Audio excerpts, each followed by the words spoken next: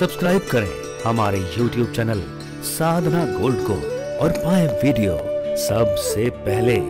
और हाँ, bell icon दबाना ना भूलें।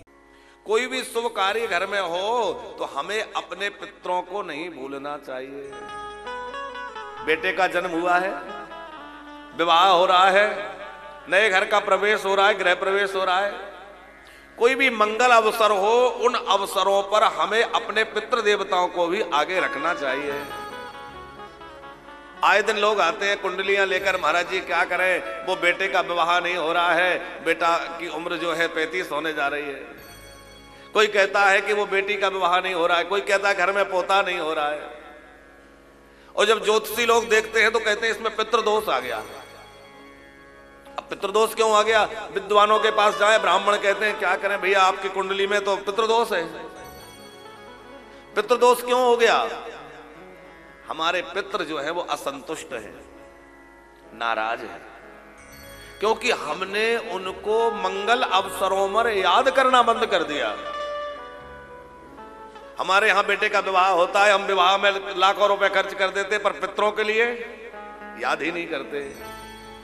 पुण्याह वाचन और नांदी श्राद्ध, ये दो कार्य अवश्य प्रत्येक बड़े अनुष्ठान में करना ही चाहिए। एक तो पुण्याह वाचन और दूसरा नांदी श्राद्ध। नांदी श्राद्ध जो है, इसमें पितरों का अर्चन होता है, पितरों का पूजन होता है। कौन से पितर? हमारी 3 पीढ़ी, नाना जी के कुल की 3 पीढ़ी, उनका पूजन होता है।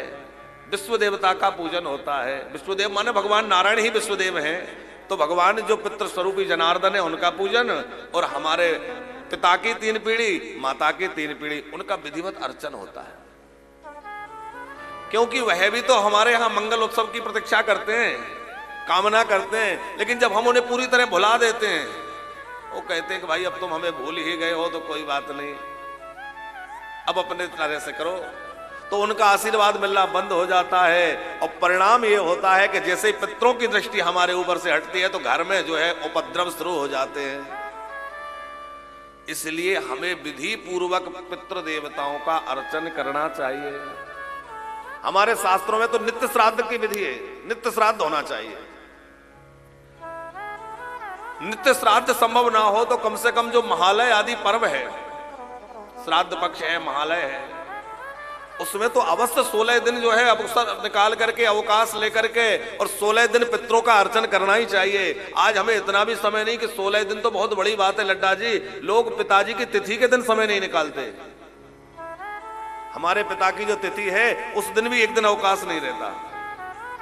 अब हमारे पास इतना समय नहीं कि हम अपने पितरों की तिथि के दिन भी ब्राह्मण भोजन या श्राद्ध का समय निकाल लें और बच्चों से अपेक्षा रखते हैं कि सेवा करें। अरे हम अपने पितरों की सेवा नहीं कर रहे तो हमारे बच्चे हमारे लिए क्या करेंगे? हम तो थोड़ा बहुत कुछ भी उनके नाम पर कर भी देते हैं, और बच्चे वो भी नहीं करेंगे। चलो पितरों के लिए नहीं करो, अपने लिए कर लो। अपने लिए कैसे? बोले जब बच्चे देखेंगे कि हमारे पिताजी 16 दिन जो है हाथ में कुश लेकर के तर्पण करते थे, श्राद्ध करते थे, पंचबली निकालते थे, गाय को, कौए को, कुत्ते को, सबको बलियां देते थे,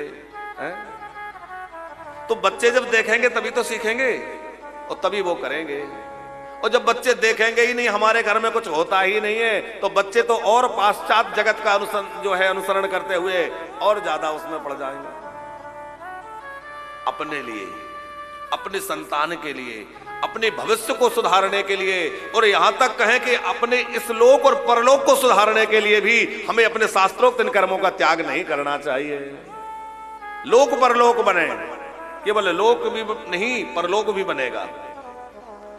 शास्त्र ने जिन कार्यों का जो है बतलाया है साधन, उनको करना ही चाहिए। अधिक ना हो सके थोड़ा करें, पर करें, उनका पूरी तरह त्याग न करें।